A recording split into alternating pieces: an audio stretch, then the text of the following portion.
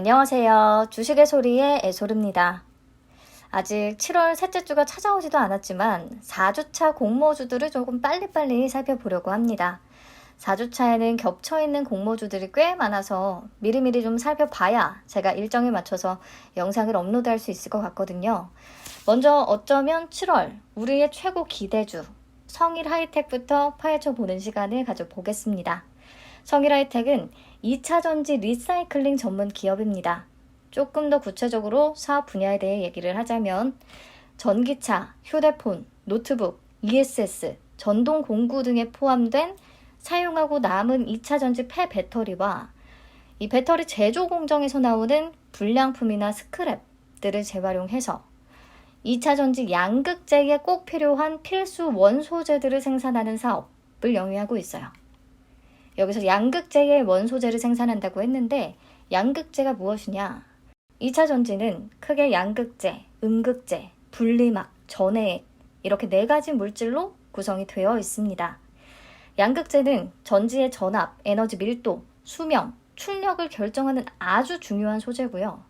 배터리 셀 가격의 30% 이상을 차지하는 고가의 소재가 되겠습니다. 그리고 이 양극재는 또 어떤 소재로 만들어지느냐에 따라서 그림에서 보시는 것처럼 NCM, NCMA, NCA, LFP로 분류가 됩니다. 니켈, 코발트, 망간으로 구성이 되면 앞글자를 따서 NCM, 니켈, 코발트, 망간, 알루미늄으로 만들어지면 NCMA, 니켈, 코발트, 알루미늄으로 만들어지면 NCA. 각각의 장단점이 다른데요. 그것까지 이 영상에서 설명드리지는 않을게요. 어쨌든 중요한 건 양극재를 구성하는 주요 물질은 니켈, 코발트, 망간, 리튬 정도라는 것이고요. 양극재 내에서 NCA냐, NCM이냐 막 전환이 되려는 움직임들이 나타날 수는 있겠지만 그래도 원소재에 대한 수요는 어떤 양극재든 계속될 것이라는 것을 알 수 있습니다. 성일하이텍은 2차 전지 리사이클링을 통해 황산 니켈, 황산 코발트, 황산 망간, 탄산 리튬의 형태로 양극재 기초 소재들을 재생산하고 있는 거예요. 이렇게 2차 전지 재활용을 통해 2차 전지에서 어쩌면 가장 중요한 양극재의 구성 물질들을 모두 재생산해낸다는 측면에서 이미 매우 중요한 기업이다라는 생각이 듭니다. 자, 이렇게 2차 전지 리사이클링을 통해 양극재 기초 소재가 생산되기까지는 크게 2가지 방식을 거치게 되는데요. 먼저 폐배터리와 스크랩을 수집해서 방전시키고 해체해서 열 처리시키고 파분쇄해서 배터리 파우더, 분말 형태로 만들기까지의 과정을 전처리 과정이라고 하고요. 이렇게 만들어진 배터리 파우더를 습식 재련 방식을 통해서 코발트, 망간, 니켈 같은 원하는 금속을 회수하는 과정을 또 거치게 됩니다. 성일하이텍의 경우에 리사이클링 파크라는 전처리 공장과 소재를 생산하는 하이드로 센터를 모두 갖추고 있습니다. 이렇게 일괄 공정을 모두 보유하고 있는 회사는 국내에서 유일하다고 해요. 특히 성일하이텍의 리사이클링 파크는요. 말레이시아, 중국, 헝가리, 인도, 폴란드 이렇게 글로벌 완성차 OEM 업체들이나 배터리 제조사들이 주로 위치하고 있는 해외 지역에 구축이 되어 있고요.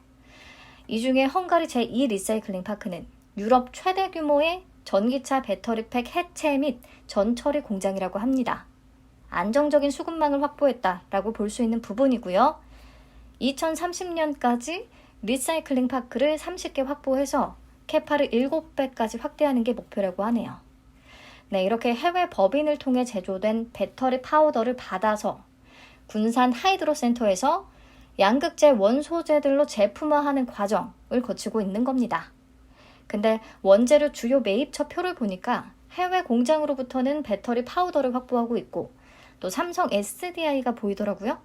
이 삼성 SDI로부터는 배터리 스크랩을 확보하고 있는 것으로 확인이 됩니다. 스크랩은 2차 전지 제조 공정에서 발생하는 폐기물이나 불량품 이런 거라고 말씀을 드렸어요.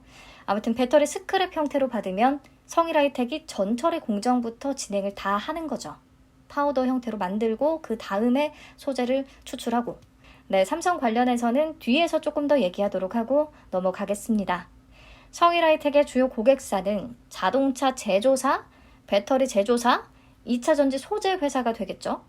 자동차와 배터리 제조사로부터 폐배터리나 스크랩을 공급받아서 성일하이텍이 양극재의 원소재로 다시 생산을 하고요. 이걸 2차 전지 소재 회사에 판매하는 그런 길이 그려질 겁니다.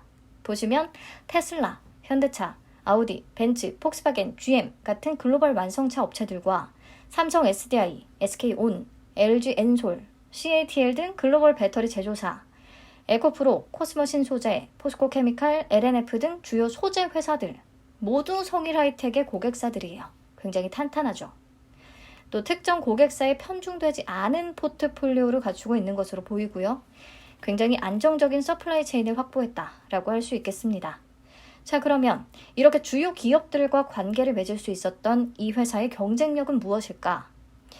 우선 2차 전지 재활용 관련 이렇게 전처리부터 소재 생산까지 일괄 공정을 다 보유하고 있으면서 의미 있는 실적을 시현하고 있는 회사가 전 세계에 5개 정도밖에 없다고 해요. 성일하이텍과 벨기에의 유미코와 중국의 화요코발트, GM, CATL의 자회사인 브럼프 정도. 국내에는 아직 적당한 경쟁사가 없다고 보는 게 맞겠고요. 그렇다 보니까 리사이클링 사업에 조기 진입한 선두 업체로서 기술력을 보유하고 있는 거고 많은 기업들이 찾을 수밖에 없는 상황인 것 같아요. 네, 국내 리사이클링 쪽에서는 대량 양산에 성공한 아직까지는 유일한 기업이고 경쟁사들 대비해서 생산 능력이 7배 정도가 되는 상황이라고 합니다. 현재 1공장과 2공장까지 해서 연 4,400톤 규모가 가동이 되고 있는데 앞으로 또 3공장을 신축할 예정이라고 하거든요. 이렇게 3공장까지 건설이 되면 약 1만 톤 추가 생산이 가능할 것으로 보이고요. 그렇게 되면 글로벌 최고 수준의 생산 능력을 확보하는 거라고 하네요.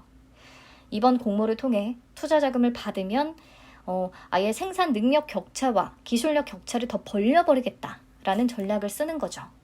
그리고 성일하이텍은 코발트와 니켈, 리튬, 망간, 구리까지 주요 5대 금속을 모두 회수할 수 있는 기술과 양산성을 확보한 상태인데요. 이게 정말 쉽지 않다고 합니다. 딱 하나의 금속을 회수하기 위한 기술력을 갖추는 것도 어렵다고 해요. 그래서 막 진입하려는 회사들과는 분명히 차이가 많이 벌어져 있다라고 볼 수 있을 것 같아요. 그리고 유가금속 회수율도 그러니까 폐배터리로부터 망간, 코발트 이런 값이 나가는 금속을 회수하는 그 비율도 96%로 업계 최고 수준으로 평가를 받고 있고요. 네, 이 정도로 경쟁력은 충분히 얘기할 수 있을 것 같고요. 자, 성일하이텍의 매력이 더 올라가는 요인은 앞으로 사업 전망에 있습니다. 전기차 시장이 빠르게 확대되면서 당연히 리튬이나 코발트 등등 배터리 원자재 수요도 급증할 수밖에 없는데요. 이들에 대한 공급 부족 우려가 일찌감치부터 제기되어 왔어요. 리튬 부족으로 전기차 생산이 지연될 것이다. 코발트는 당장 내년부터 공급 부족에 시달릴 것이다. 등등등. 이렇게 배터리 원자재 확보가 제대로 안 되면 전기차 가격은 겁나 비싸질 수밖에 없겠죠. 그래서 배터리 리사이클링에 대한 중요성이 점점 더 부각되는 겁니다. 게다가 코로나19와 우크라이나 사태를 겪으면서 원자재 수급 불안정에 대한 무서움을 정말 절실히 느꼈잖아요. 그렇기 때문에 더더욱이 원자재 수급 안정을 위해 폐배터리 재활용의 필요성 증가할 수밖에 없습니다. 그래서 전기차 시장만큼이나 리사이클링 산업 또한 가파르게 성장할 것으로 전망이 되고 있고요. 센 리서치에 따르면 2022년 약 4천억 원 규모에서 2040년까지 약 68조 원 규모로 연평균 33%의 성장이 예상되고 있습니다. 지금 시작 단계인 거고 앞으로 엄청 커질 시장인 거죠. 그래서 더 매력적인 거고요. 그렇기 때문에 당연히 시장 진입을 노리고 있는 회사들이 있기는 합니다. 에코프로 CNG, 에네르마, 포스코 HY 클린메탈 같은 대기업 계열사들이 최근 법인을 설립하고 공장 건설을 시작했는데요. 아직 구체적으로 실적을 확인할 수 있는 단계는 아니고요. 그래서 상장을 추진하는 지금 현 시점에서는 성일하이텍이 이 분야의 간판 기업이고 업계 최고 수준의 리사이클러인 거는 맞으니까 높은 점수를 줄 수 있다고 생각합니다. 그리고 얘기했듯이 이번 공모 자금을 통해서 하이드로센터 3공장 신축할 계획이거든요. 생산 캐파를 확 높여서 기술력 플러스 생산 능력 격차를 확 벌려버릴 작정인 거고 내년 3분기 완공을 목표로 하고 있는데 이를 통해서 2025년에는 매출 5천억 원 달성을 바라보고 있는 상황입니다. 네, 그리고 삼성그룹과의 관계 다시 말씀드린다고 했잖아요. 주주 구성을 보면 삼성물산이 성일하이텍의 지분 4.89%를 보유하고 있어요. 공모 후 지분율 기준으로요. 또 삼성 SDI가 주요 출자자로 참여한 SVIC 24호 신기술 투자 조합도 지분 8.9%나 보유하고 있습니다. 그리고 표를 보면 삼성물산양 매출 비중이 점점 줄어들고 있기는 하지만 굉장히 비율이 높거든요. 이게 서플라이 체인이 어떻게 되는 거냐면 성일하이텍이 삼성 SDI로부터 폐배터리와 배터리 공장에서 발생한 스크랩을 공급받게 될 거고요. 재활용 과정을 거쳐서 양극재 원소재를 다시 회수한 뒤에 삼성물산에 공급을 할 겁니다. 삼성물산은 이 원소재들을 양극재를 제조하는 소재 회사에 판매하게 되고요. 그리고 소재 회사에서 만들어진 양극재는 다시 삼성 SDI로 공급되는 이런 구조가 갖춰질 거예요. 네, 그래서 삼성이 채택한 재활용 업체다. 성일하이텍은 정도를 체크하시면 되겠네요. 회사 내용은 여기까지 보고요. 넘어가서 실적을 보면 2019년과 2020년까지는 영업이익과 당기순이익이 모두 적자였는데 2021년 들어서 코발트와 니켈 등 주요 제품들의 가격이 스크랩을 비롯한 원재료 가격보다 급격히 상승을 해주면서 매출 규모도 큰 폭으로 늘어났고요. 영업이익 흑자 전환에 성공했어요. 근데 당기순 손실을 기록한 이유는 전환상환 우선주에 따른 파생상품 평가 손실이 잡혔기 때문입니다. 그런데 2021년에 상당량이 보통주로 전환이 되면서 파생상품 평가 손실이 크게 줄어든 상태인데다가 2022년 들어서 우크라이나 사태로 원자재 가격이 더 급등을 하면서 성일하이텍의 순이익률 18% 가까이까지 올라간 상태입니다. 이 원자재 가격이 근데 점차 안정화되고 있으니까 이익률도 적당한 수준에서 안정을 찾지 않을까 싶어요. 아무튼 중요한 건 이 회사가 상장 예비 심사를 청구했을 때만 해도 적자 기업이었기 때문에 테슬라 특례 상장을 하게 됐어요. 그런데 이렇게 영업이익과 당기순이익, 흑자에 바로 성공한 모습을 보여줘서 이미 성장 잠재력이 증명됐다는 평가입니다. 네, 재무 안정성 지표도 19년과 20년에 제2공장을 증설하면서 시설 자금을 차입해서 그때 부채 비율이 급증했었지만 21년에 영업이익 흑자 전환을 통해서 차입금을 일부 상환했고 또 부채로 잡혔던 상환 전환 우선주도 보통주로 전환이 되면서 부채 비율이 큰 폭으로 개선됐습니다. 그래서 현재 기준으로 재무 안정성 지표는 무난한 수준이다 라고 볼 수 있을 것 같아요. 양호하다. 공모 자금이 유입되면 조금 더 개선될 수 있겠고요. 네, 그럼 넘어가서 공모 관련 내용들 살펴보시죠. 총 267만 주를 공모합니다. 공모가 밴드는 47,000원에서 47,500원 제시했고요. 공모가 상단 기준으로 공모 금액은 약 1,268억 원, 시가총액은 약 5,653억 원 규모가 되는 중형급 IPO 되겠습니다. 청약은 18일부터 19일까지, 환불은 이틀 소요되고요. 상장은 7월 28일로 예정이 되어 있습니다. 신주 모집 100%로 진행되고요. 우리사주조합에 20%를 배정했는데 1인당 평균 배정 금액이 공모가 상단 기준 약 7,700만 원 정도가 되거든요. 약간 부담스러운 수준이기는 한데 미달이 과연 나올 것인지는 끝까지 지켜봐야 알겠네요. 상장 직후에 유통 가능한 주식 수는 비율로 34.56% 되겠습니다. 이 중에 기존 주주 비율은 16.61% 정도 돼요. 벤처 금융이 8.9%, 기타 기존 주주가 7.71%입니다. 네, 벤처 금융은 아무래도 수익 실현할 가능성이 꽤 높겠죠. 그래서 총 유통 가능한 금액은 약 1,954억 원 정도, 무거운 종목이라고 할 수 있어요. 그래서 유통 물량 측면에서 강점이 보이는 기업은 아닌데 수요 예측에서 확약 비율이 높게 나와준다면, 그리고 뒤에서 얘기하겠지만 환매 청구권이 부여된 종목이거든요. 이 환매 청구권의 메리트가 작용을 한다면 유통 물량의 단점은 어느 정도 커버는 가능할 것이라고 생각합니다. 자, 그리고 미행사 주식 매수 선택권이 있어요. 상장 예정 주식 총수의 3.11% 정도가 상장 후에 즉시 행사 가능한데요. 제가 알기로는 행사한다고 해서 그 물량이 바로 상장이 되는 건 아니라고 알고 있어요. 그래서 상장 이래, 상장 직후 바로 영향을 주지는 않을 듯 합니다. 그리고 플러스 전환 상환 우선주도 있습니다. 기존 것들은 다 보통주로 전환이 됐고 작년 10월에 다시 또 발행했거든요. 여기서 전환 상환 우선주는 뭐냐면 우선주에 전환권과 상환권이 붙어있는 거라고 생각하시면 돼요. 전환권은 우선주를 보통주로 전환할 수 있는 권리를 말하고요. 상환권은 채권처럼 이자와 원리금을 요구할 수 있는 권리를 말해요. 그렇다면 언제 전환권을 행사할까요? 표에 보면 발행가액이 쓰여 있는데요.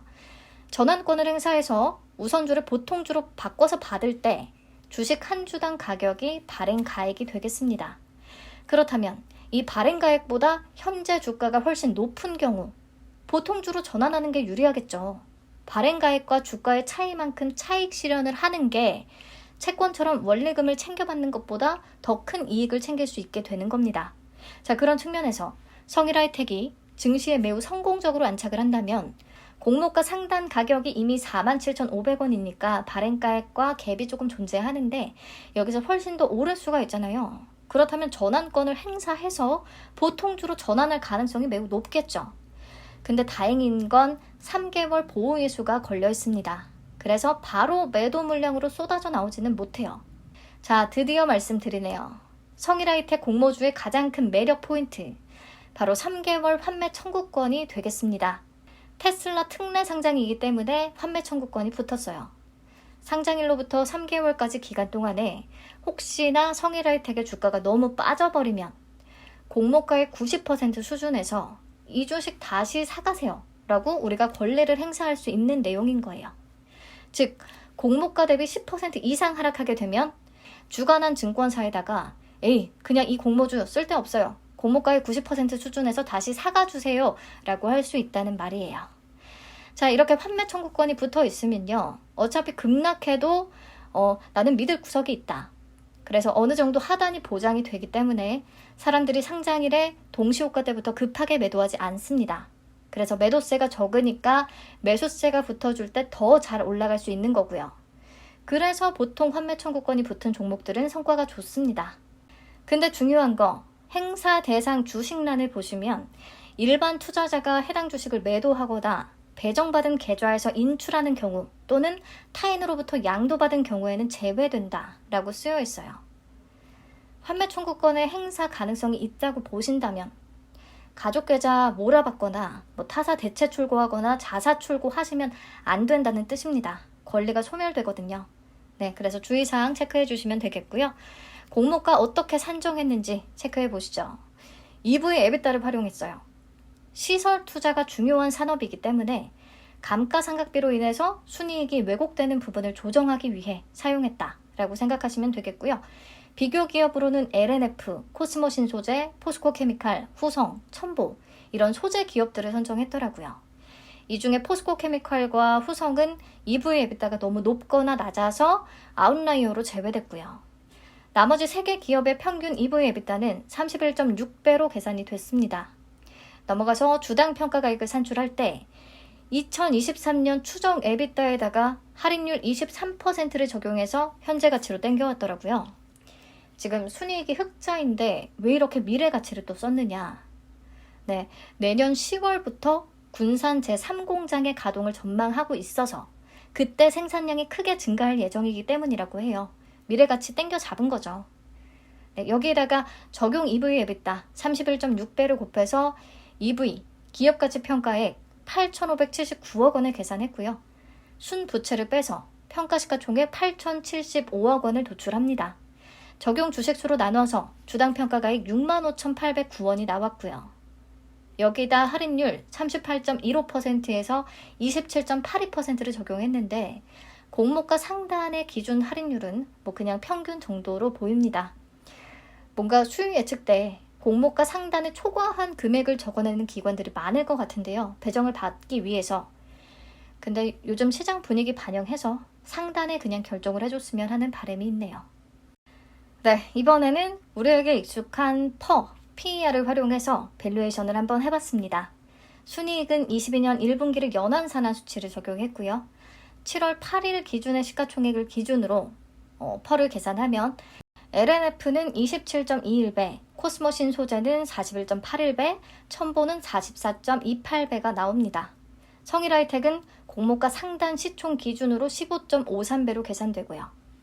그래서 단순하게 친숙한 펄을 기준으로 비교해 봤을 때에는 공모가가 다소 무난한 수준으로 보인다.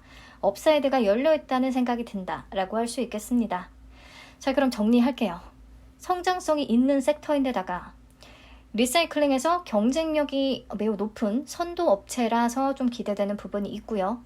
공모가는 미래 가치를 땡겨잡기는 했지만 다른 공모주들에 대비해서는 무난하다고 생각했고요. 무엇보다 환매 청구권이 붙어있기 때문에 수요 예측 결과가 잘 받쳐준다면, 특히 의무보유 확약 비율이 높게 잡힌다면 매력도는 엄청 올라갈 수 있겠습니다. 유통 물량의 단점이 약간은 커버될 수 있을 거예요. 쭉 보면 작년에 상장한 원준과 굉장히 비슷하다는 생각이 들거든요. 원준도 2차 전지 섹터였고 환매 청구권이 붙었어요. 유통 가능 물량이나 기존 주주 비율도 비슷했고요. 원준도 유통 시총이 1,000억 원을 넘어갔습니다. 근데 결정적으로 최종 확약 비율이 원준은 81.45%까지 정말 대박적으로 잡혔다는 장점이 있기는 했어요. 아무튼 이 친구가 상장일의 고가 기준으로 85% 수익률을 기록해줬거든요. 아스플로 하나금융 19호 스펙하고 동시 상장을 하면서 약간 아쉬움을 남기기는 했어요. 사실은 더 좋은 성과를 내기에 충분했다고 생각합니다. 자, 성일하이텍도 최종 확약 비율이 굉장히 중요하겠죠? 유통시총 규모가 큰 게 조금 마음에 걸리니까. 아무튼 수요 예측이 잘 나와서 상장일에 어느 정도 수익률을 내준다면 주당 가격이 꽤 나가기 때문에 한두 주만 받아도 생각보다 수익 규모는 마음에 들 수 있을 것 같기도 합니다. 네, 그러면 배정 물량과 청약 한도 보고 마칠게요. 3개 증권사에서 물량을 나눠 가졌습니다. KB는 30만 7,050주, 대신도 30만 7,050주, 삼성은 53,400주. 이렇게 나눠지다 보니까 각 증권사마다 균등 수량이 많지 않잖아요. 그래서 균등은 무조건 추첨의 영역으로 가겠다 싶어요. 청약 2일차의 경쟁률을 비교하면서 본인 상황에서 가장 유리한 곳 선택해서 청약을 하셔야겠네요. 균등만 하시는 분들은 당연히 균등 수량이 가장 높은 곳, 비례까지 하는 분들은 비례 경쟁률이 낮은 곳을 선택하면 되겠죠. 네, 청약 한도는 우선 100% 등급 기준으로 작성해 두기는 했는데요. 삼성은 50% 온라인 등급이신 분들도 많을 것 같습니다. 아무튼 한도 때문에 KB나 대신 쪽으로 돈이 몰릴 수밖에 없을 것 같네요. 네, 계좌 개설은 웬만하면 미리미리 해두시는 게 좀 좋겠고요.